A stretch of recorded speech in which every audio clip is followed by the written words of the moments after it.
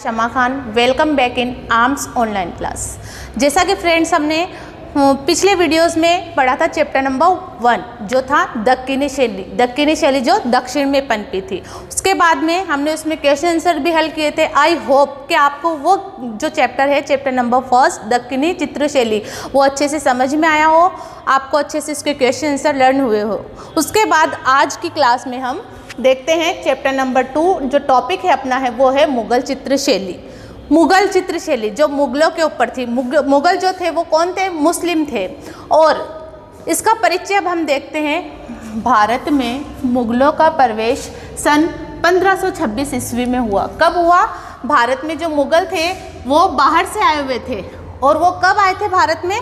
1526 ईस्वी में। और वो क्या करना चाहते थे? भारत पर अपना राज करना चाहते थे, अपना अधिकार जताना चाहते थे। तो ये भारत में बाहर से आए थे और कब आए थे? 1526 ईस्वी में। और इनको मुगल क्यों कहा गया है? क्योंकि ये मुस्लिम थे।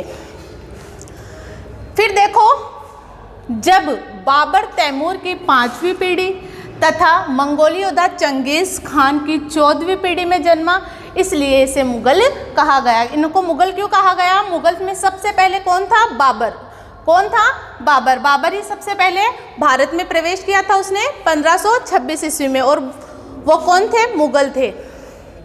तो इसे मुगल क्यों कहा गया था? क्योंकि बाबर तैमूर जो थे वो 5वीं पीढ़ी तथा मंगोली योद्धा चंगेज खान की 14वीं पीढ़ी में जन्मा, इसलिए इसे मुगल कहा गया। समझ में आया? बाबर तैमूर थे वो 5वीं पीढ़ी में, मंगोली योद्धा चंगेज खान की 14वीं पीढ़ी में जन्मा, इसलिए इसे क्या कहा गया? मुगल कहा गया। फिर उसके बाद में देखिए, मुगल शैली जो थी वो ईरानी कला थी। मीन्स ईरान की जो कला थी वो कला कहाँ आई थी? मुगल शैली में। मुगल शैली के जो लोग थे वो ईरानी कला से प्रभावित थे, जिसे भारतीय संदर्भ में प्रस्तुत किया गया। यानी ईरान की जो कला थी, ईरान की जो चित्रकारी थी, लोग उसको भारत में लेकर आए उसको और भारत में उसे अपने अपने ढंग से प्रस्तुत किया, तो वो भारतीय संदर्भ में प्रस्तुत की गई। वेरी मोस्ट इम्पोर्टेंट है कि मुगल शैली जो थी वो ईरानी कला थी, जिसे भारतीय संदर्भ में प्रस्तुत किया गया। ईरान की कला को उन्होंने भारत में लाकर वहाँ की कला बना दी। उसके बाद में देखो, ईरानी व राजस्थानी शैली मुगल शैली की जन्मदाता शैली है। मुगल शैली की जन्मदाता कौन सी शैली है? एक तो ईरानी और एक राजस्थानी। क्यों?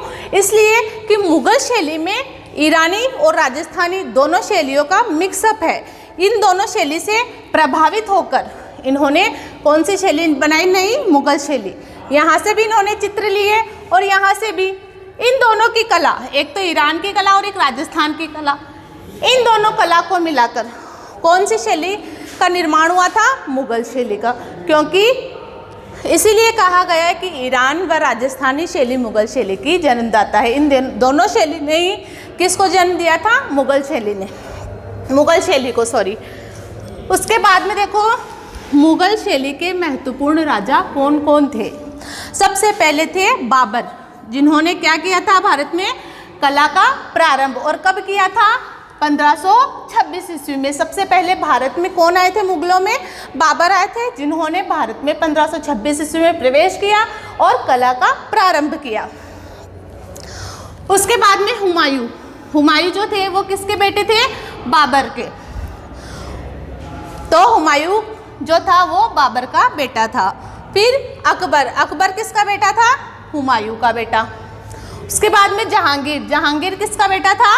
अकबर का बेटा।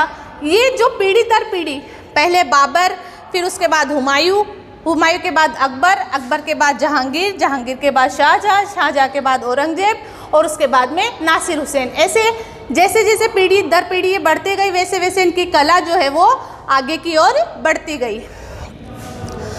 अकबर हुमायूं का बेटा, जहांगीर अकबर का बेटा। अब देखो, सबसे ज़्यादा जो चित्र बने मुगल शैली में, सबसे ज़्यादा जो चित्र बने वो किसके काल में बने?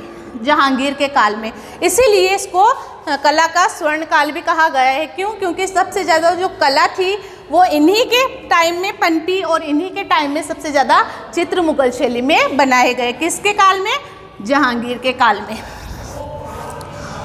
उसके बाद में शाहजहां। शाहजहां किसका बेटा था? जहांगीर का बेटा। फिर उसके बाद में देखो औरंगजेब। औरंगजेब जो है वो किसका बेटा था? शाहजहां का। लेकिन औरंगजेब, जब तक औरंगजेब शासक बना, राजा बना, कहाँ का? मुगल सल्तनत का, तब कला का पूर्ण रूप से अंत हो चुका था। क्योंकि जो औरंगजेब जो राजा था, इसको कला में बिल्कुल भी इंटरेस्ट नहीं था, इसको कला से प्रेम नहीं था, ये कला प्रेमी नहीं था। इसलिए इसने इसके टाइम तक, जब ये राजा बना, किसके बाद में? जब ये राजा बना शाहजहां के बाद में, तब तक कला का पूर्ण रूप से अंत हो चुका था। कहाँ पर? मुगल शैली में। फिर इसके बाद में कौन थे? नासिर हुसैन। तो आई होप आपको ये जो सारी चीज़ें मैंने आप बताई है, आपको मुगल चित्र शैली के बारे में इसका परिचय, कि ये कैसे था, क्या था इसमें, लोग इसमें जो बाबर था वो कब आया था, कब इसमें कला का प्रारंभ हुआ था। फिर उसके बाद में मैंने आपको बताया था कि ईरानी व राजस्थानी शैली किसकी जन्मदाता थी? मुगल शैली की। उसके बाद में मुगल शैली के महत्वपूर्ण 7 राजाओं के बारे में मैंने आपको बताया है, और ये भी बताया कि कौन किसका बेटा है। कई बार क्वेश्चन जो है वो घुमाकर पूछ लिए जाते हैं, इसलिए मैंने आपको ये बताया है कि कौन किसका बेटा था और किसके समय में कला का सबसे ज़्यादा यूज़ हुआ था, और किसके समय में, किसके काल में कला का अंत हुआ था। तो किसके काल में हुआ था?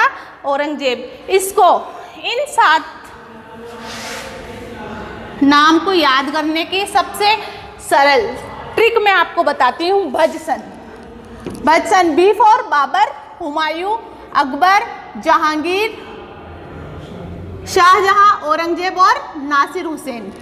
ये 7 राजा थे। वो कौन से चित्र शैली के थे? मुगल चित्र शैली के 7 राजा थे। तो आप इसको इस तरीके से याद कर सकते हैं। भजसन, B for Babur, H for Humayun, A for Akbar, J for Jahangir, S for Shahjahan, O for Aurangzeb, N for Nasir Hussain. I hope आपने ये वीडियो जो है वो अच्छी तरीके से इंजॉय किया हो और आपको ये अच्छे से समझ में आया हो। तो आप इसको अपनी नोटबुक में नोट करेंगे और अच्छे से इसको याद करेंगे। कल फिर हम न्यू वीडियो के साथ, न्यू आइडियाज़ के साथ, न्यू टॉपिक के साथ वापस मिलेंगे। Thank you, take care.